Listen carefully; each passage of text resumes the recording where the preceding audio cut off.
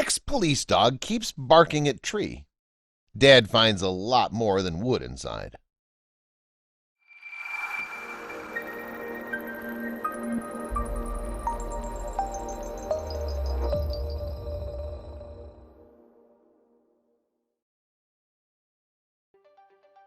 He spontaneously pricked his ears up as he put his nose to the ground.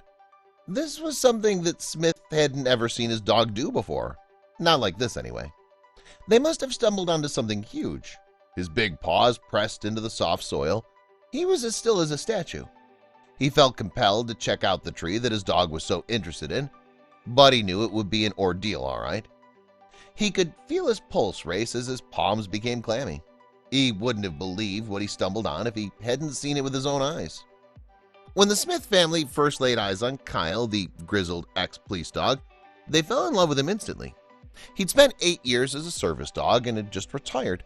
He was ready to live out the rest of his life laying around being loved. After they adopted Kyle, the family loved nothing more than taking him on walks every day.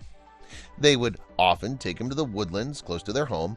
Kyle loved to chase the squirrels he found, and even though he could never catch them, but there was something else that caught his eye. It was like any other normal day walking Kyle until they noticed that something wasn't quite right with him. He was acting strange. He was tense, sniffing around with purpose. Maybe it was old reflexes from his days as a service dog. Either way, something was definitely off. Kyle had been to 2 other families before the Smiths. The last 2 were only temporary because he hadn't retired as a police dog yet and still had more crime fighting to do. With all of his police training, Kyle's strengths were in information gathering. He was a real detective. But when it came to having to be aggressive, it just wasn't in his nature. He'd still defend any officers he was with and now his family if he needed to. Once Kyle had gotten his new partner, Officer John, his training picked up and he soon learned to be more aggressive when the situation demanded it. He would often defend his new partner with his life. A service dog would more often than not go out on patrol with multiple officers, but when it came to Kyle, he just wouldn't listen to anyone the way he did to Officer John. The 2 made a great team and shared a special kind of bond together. So the 2 were on permanent duty together. Kyle was even adopted by John. When Kyle's time on the force was coming to an end, John wanted more than anything to keep him, but with his being still on duty, he couldn't look after him. Kyle deserved a loving home with constant attention, and John knew he couldn't give him that. He decided to do what was best for him. That's why he gave him to the Smiths. The Smith family and Kyle were getting along really well. They ended up exercising way more than they used to because of the daily walks, and they felt reassured that they had a new guardian that would keep them safe. Until they went for a normal walk in the woods one day. Their house was in the countryside and had a massive woodland that surrounded it on all sides. It was a great perk for Kyle. Any normal dog would have run rampant in the woods, chasing after all manner of wildlife, but Kyle found something else. The day started out as it usually did. They started their walk and Kyle bounded ahead of them. They walked the path that they always had. Then Kyle insisted they go explore a different route. That's when the family noticed that their dog was acting very strange. Kyle had never been out of the city for this much time before. He loved his daily walks in the woods with his new family, but today there was something different, something they hadn't anticipated. For some time when Kyle was at home, he started acting strange. He didn't want to eat and wasn't as animated as he normally was. But on the walk he was happy, with his tail wagging and bounding about in the wood.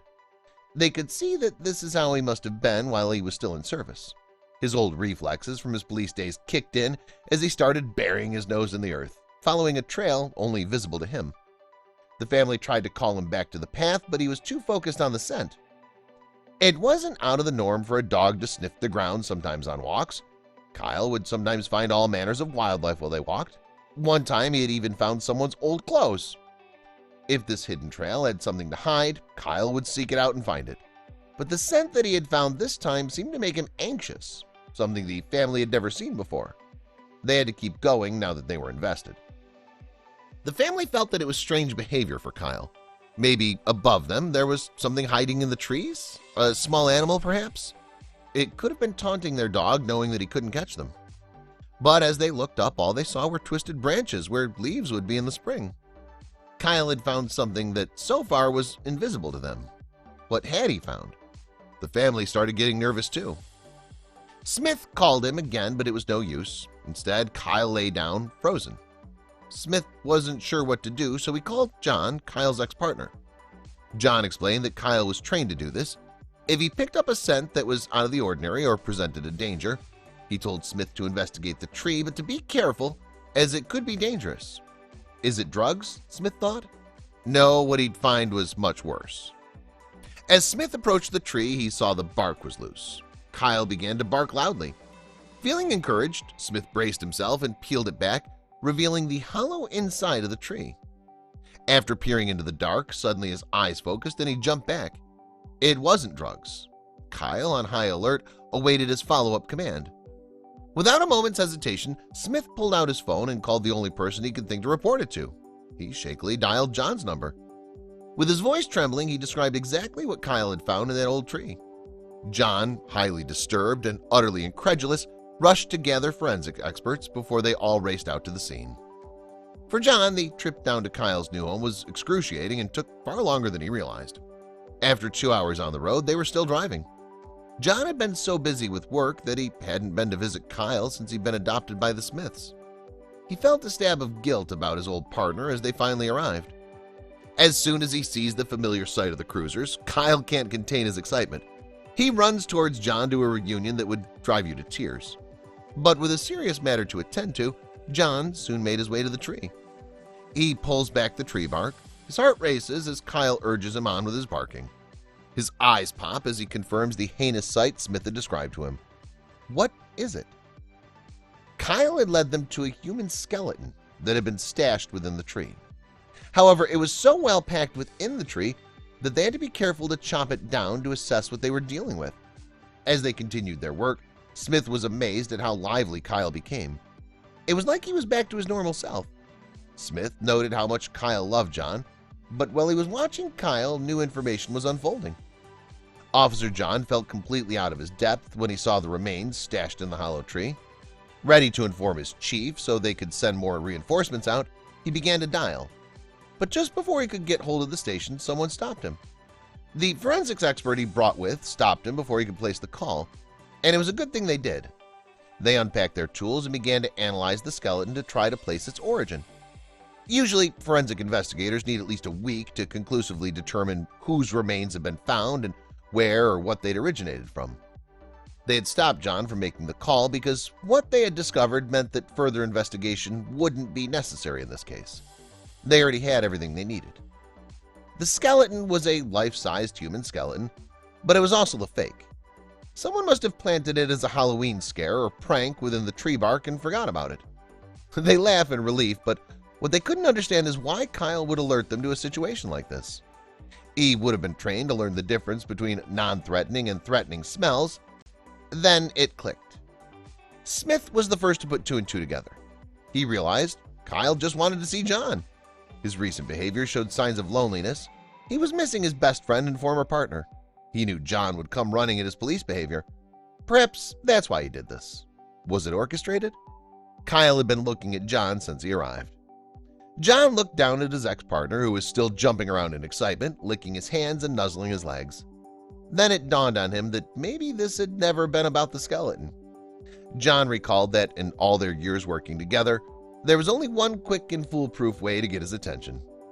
Kyle must have known that there was no quicker way to make John rush to him. All he had to do was sit and bark when he found something, just like he'd been trained to do.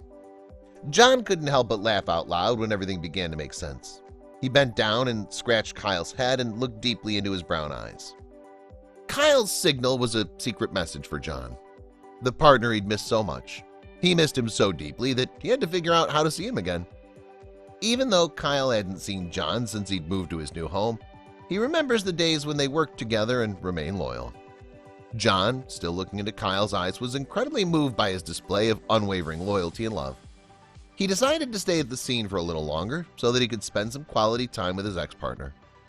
As they walked around the woods alone, John could see how happy Kyle was, and before leaving, John made a promise. He was going to visit Kyle as often as he could.